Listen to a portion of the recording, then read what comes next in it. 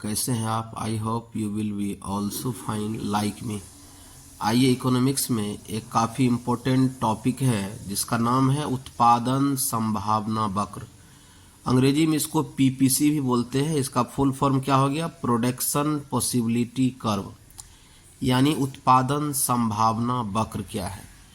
तो इसको लिखने के लिए हम लिख सकते हैं, संसाधनों तथा तकनीकी ज्ञान के आधार पर दो वस्तुओं के उत्पादन संयोग को प्रकट करना उत्पादन संभावना वक्र है। कुछ अटपटा लगा, टेढ़ा, शायद समझ में भी नहीं आया होगा। आइए अब आपको हम अपने अंदाज में समझाते हैं ताकि तुरंत समझ में आ जाए। उत्पादन यानी किसी चीज़ को बनना, किसी चीज़ का निर्माण करना, क्या कहलाता है? उत्पादन। जैसे कुर्सी, टेबल, डेस्क, बेंच, चावल, गेहूं या कोई मशीनरी सामान, जो कुछ भी बनता है उसको ही उत्पादन कहते हैं। तो कोई चीज़ जो बनेगा तो कैसे बनेगा? उसके लिए पहले चाहिए संसाधन, यानी जुगाड़ चाहिए, वस्तु का एक संसाधन चाहिए, है ना, और तकनीक चाहिए। मान के चलिए हमको अगर बिस्कुट बनाना है तो संसाधन के रूप में हमको गेहूं चाहिए और तकनीक के रूप में उसको बनाने वाली मशीनरी चीज़ें चाहिए, तब जाके उत्पादन होगा। अगर हमको चावल बनाना है तो संसाधन में क्या हो गया?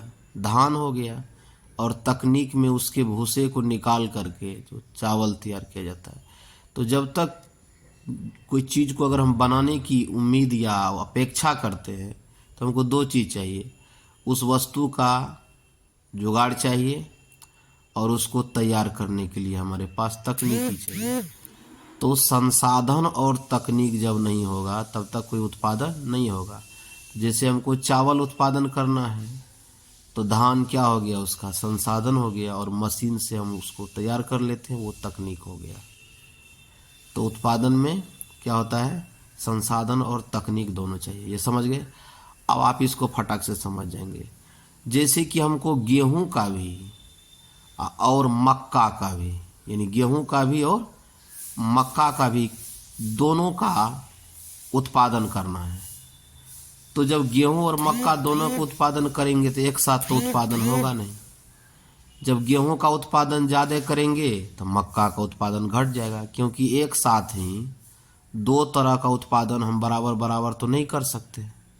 गेहूं का उत्पादन ज़्यादा करेंगे तो मक्का घट जाएगा, मक्का का उत्पादन ज़्यादा करेंगे तो गेहूं घट जाएगा, क्योंकि एक समय में दो उत्पादन मक्का और गेहूं हम एक साथ नहीं कर सकते।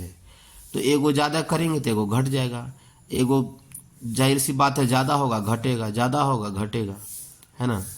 या गेहूं को बढ़ा देंगे तो मक्का घट जाएगा, मक्का का उत्पादन बढ़ा देंगे तो गेहूं घट जाएगा। यही जो उत्पादन कभी कम कभी ज़्यादा, यानी कि दो चीज़ का उत्पादन हम अगर एक साथ लेंगे तो दोनों बराबर पर नहीं रहेगा, एगो ज़्यादा एगो कम रहेगा। इसी को एक चित्र के माध्यम से समझाना उत्पादन संभावना वक्र है। इस बार तो आप समझ गए होंगे। चलिए अब आगे बढ़ते हैं।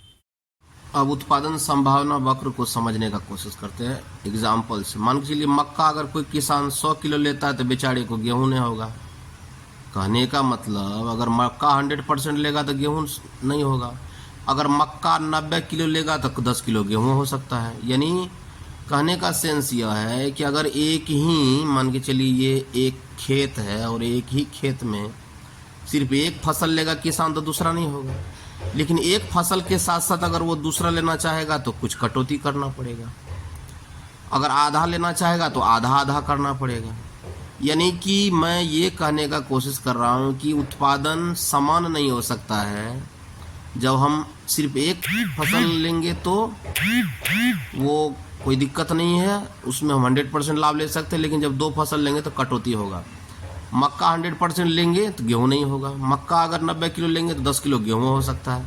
यही जो असमानता है, मक्का और गेहूं के बीच की असमानता, यही एक तरह से वक्र पैदा करता है। अब यहाँ पर इसको समझने का हम लोग कोशिश करते हैं उत्पादन संभावना वक्र को एक चित्र के माध्यम से। आप यहाँ तुरंत समझ जाएंगे। मान के चलिए 100 किलो अगर गेहूं हुआ है तो यहाँ पे क्या हो जाएगा, मतलब 100 किलो अगर मक्का हुआ है तो गेहूं क्या हो जाएगा, 0। अगर 90 किलो मक्का हुआ है तो 10 किलो गेहूं हो जाएगा। कहने का मतलब अगर यहाँ पे 100 और 80 के बीच में है ना, 90 किलो अगर मक्का है तो 10 किलो गेहूं हो जाएगा, इसको कोई दिक्कत नहीं है।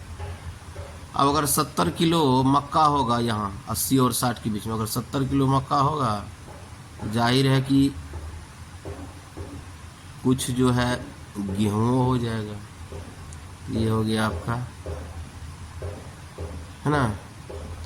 अगर 40 किलो मक्का होगा, यहाँ पे 40 किलो मक्का होगा तो जाहिर है कि इसको कुछ गेहूं भी हो जाएगा। उसके बाद ये मक्का कुछ नहीं हुआ तो मान के चलते हैं गेहूं, है ना, 40।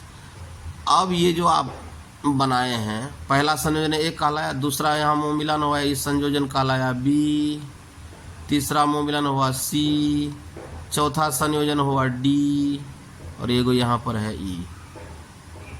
अब आप क्या करेंगे, यहाँ से लेकर के सब के ऊपर में एगो डायग्राम इस तरह से बनाते हैं। ये हो गया आपका उत्पादन संभावना वक्र। समझ गए बात को? Thanks for watching.